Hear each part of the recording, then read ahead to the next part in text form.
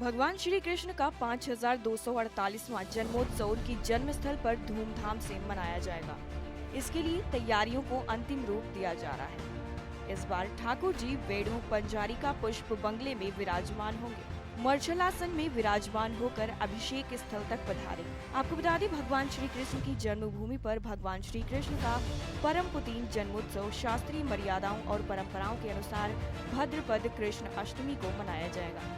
इस संबंध में जानकारी देते हुए श्री कृष्ण जन्मभूमि न्यास के सचिव कपिल शर्मा ने बताया कि इस वर्ष भगवान श्री कृष्ण के 5248वें जन्मोत्सव के दिव्य अवसर पर श्री कृष्ण जन्मस्थान की साज सज्जा, ठाकुर जी की पोशाक, श्रृंगार नियमाभिराम होगी।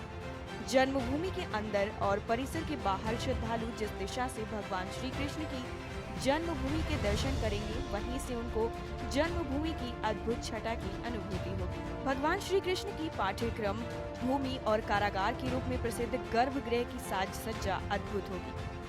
गर्भगृह के प्राचीन वास्तु और मूल रूप में बिना कोई परिवर्तन किए हुए कारागार का स्वरूप प्रदान किया जाएगा, जिससे श्रद्धालुओं को उनकी भावना के अनुरूप ठाकुर जी के दर्शन कर सकेंगे।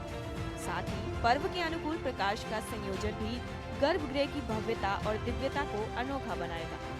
गर्भगृह के बाहरी हिस्से में उत्कीर्ण भगवान के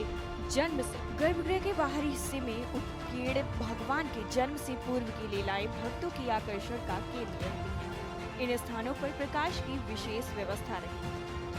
आपको बता दें, 30 अगस्त को प्रातः भगवान की मंगल आरती के दर्शन होंगे। इसके बाद भगवान का पंचामृत अभिषेक किया जाएगा। भगवान के पवित्र स्रोतों का पाठ और पुष्पार्चन होगा। जन्म महाभिषेक का मुख्य कार्यक्रम रात्रि 11 बजे श्री गणेश नवग्रह पूजन से शुरू होगा। इसके बाद 1008 कमल पुष्प से ठाकुर जी का सहस्त्रार्चन करते हुए आह्वान किया जाएगा। रात्रि 12 बजे भगवान के पाठ्यक्रम के साथ ही संपूर्ण मंदिर परिसर में ढोल नगाड़े, झांझ मजीरे और मृदंग बजेंगे। असंख्य भक्त भगवान के जन्म की खुशी में नाच उठेंगे।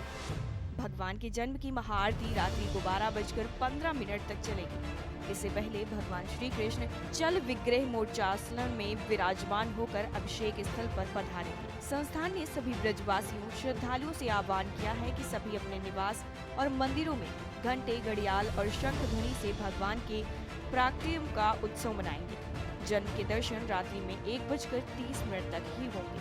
वहीं आला अधिकारियों ने जन्म स्थान का निरीक्षण किया है। श्री कृष्ण जन्माष्टमी के पर्व की तैयारियों और सुरक्षा व्यवस्था की दृष्टिकोण से अपर पुलिस महानिदेशक आगरा जोन आगरा और पुलिस महानिरीक्षक आगरा परिक्षेत्र आगरा द्वारा श्री कृष्ण जन्मभूमि पर संबंधित विभागीय अधिकारीगण के साथ गोष्ठी की गई।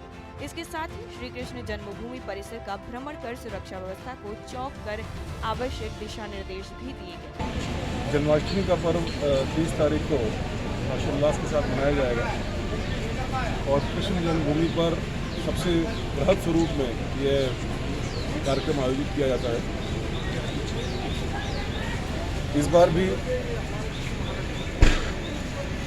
जो कार्यक्रम है उसको एक बड़े चैलेंज के साथ, एक अतिरिक्त चैलेंज के साथ, कोरोना के चैलेंज के साथ कैसे उसको किया जाना है, उसके बारे में यहाँ पर काफ़ी विचार विमर्श हुआ है सभी अधिकारियों के साथ में। और मंदिर के जो सचिव हैं उनके साथ में। और मुझे पूरा विश्वास है कि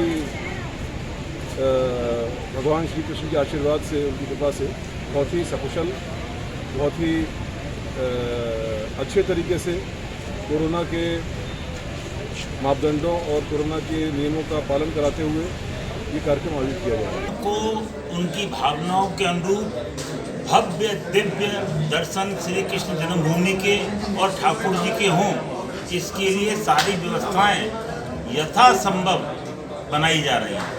भगवान के संपूर्ण मंदिर प्रांगण को बहुत ही भव्य और दिव्य रूप से सजाया जा रहा है। भगवान के अंदर के जो मंदिर के अंदर का हिस्सा है, ठाकुर जी के जो जगमोहन है, गर्भगृह है, वहाँ अत्यंत सुंदर पुष्प सज्जा, पुष्प बंगले का निर्माण कराया जा रहा है।